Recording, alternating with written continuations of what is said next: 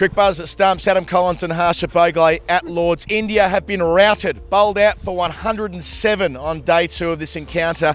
It is absolutely freezing. We've had multiple rain delays. It was an act in, or a play in 3 acts, if you like, today. Harsha, taken as a whole, Jimmy Anderson, what a genius, 5 for 20. He's taken 549 test wickets, but some of the very best out there today. Forget Jimmy Anderson for now. Won't be together in Manchester, in Cardiff. Where's the sun gone? It's cold.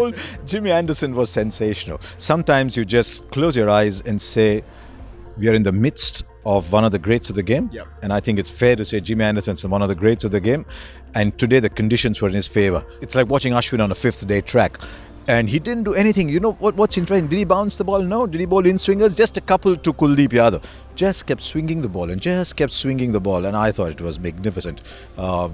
Anderson was, and mighty impressed with Chris Woakes. Yeah, let's stay with Anderson and reflect on the fact that he's taken 99 wickets now at the home of cricket, 5 on debut here back in 2003. What longevity. For 15 years he's been doing this. He said at the media conference just before that he had so much fun today, that this is exactly the sort of day he wakes up and wishes he could bowl on every single day. So you're right about those conditions.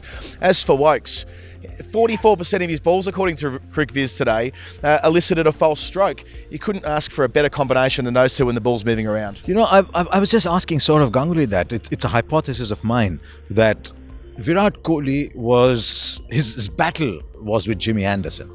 And that is this titanic battle. I'm playing, missing one great cover drive.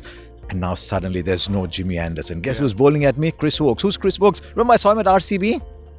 Remember, I used to try and bowl him in the death overs. The ball would go straight through, small boundary, we used to hit him. I don't know whether there was a sudden feeling of relief. And to be fair, Virat Kohli is one of the greats of the game. So we don't know what's going on in his mind. But could it just be that he relaxed a little bit and started playing the shots against Woakes that he wasn't playing against Anderson? Because Woakes troubled him as much as, if not more than Anderson did. Yeah, from the moment he came on as well, Woakes, he was the man that got Kohli, got the big wicket, but it started well before then. 3 wickets before the downpour. We thought it would be the end of the day. Over there, underneath Father Time, there was an enormous lake which appeared on the outfield, which speaks volumes about the ground staff and the drainage here, but we can't go any further without talking about the run out.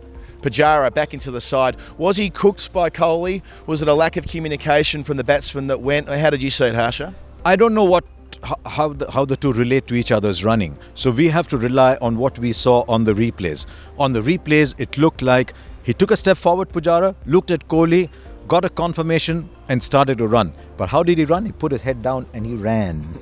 Because Pujara is not a sprinter. Pujara's got to put everything in it to complete a close single. But Kohli runs and stops. Kohli runs and stops. Essentially, as my friend Navjot Sidhu would say, he threw a drowning man both ends of the rope. he left him nowhere to go.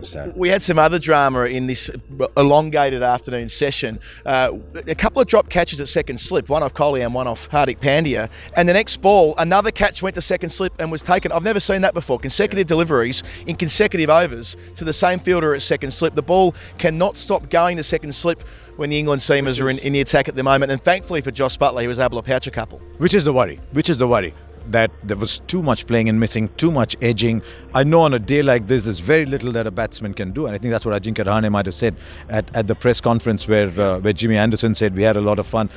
But was it a 35 overs all-out kind of day? I know in England, you look down and you look up. And as I said just now, Anderson looked down, was happy. He looked up, he was happier.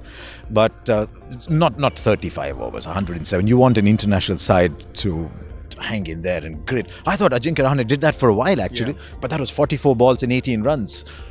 The track as conducive as it was to seam bowling today. I know Shane Warne always says if it seems it'll spin, but India have gone in with 2 spinners. Now that is a point of controversy when you're all out 107 and the ball's moving around the way it was tonight. That dark red Dukes. Wouldn't you want an extra seamer in there? Yes. What do they say? In a word, yes. Yes, in a word, yes. But we'll wait and see. Tomorrow's another day. Yep. It'll definitely be warmer than this. This is freezing. It'll be definitely warmer than this. But we'll wait and see till Kuldeep Yadav actually bowls on it, till Ashwin bowls on it. But you're right. I mean, I'm probably Umesh Yadav sitting there thinking, you know, these are the conditions you dream of when you're 8 years old or 10 years old and you say, Daddy, I want to be a fast bowler. And he says, right? He said, this is when I want to be a fast bowler, and he's not playing that game. So he'll be a little disappointed, but that's the captain's call. They probably thought that it's very dry, that underneath the grass, it's a dry surface. So maybe it'll turn. we'll have to wait and see. Bit of a hypothetical to finish. Jimmy Anderson's now 36 years old, but he's in career best form. He doesn't look like he's going to slow down. His body's in pretty good nick. Can he keep going for another 2 or 3 years, do you think?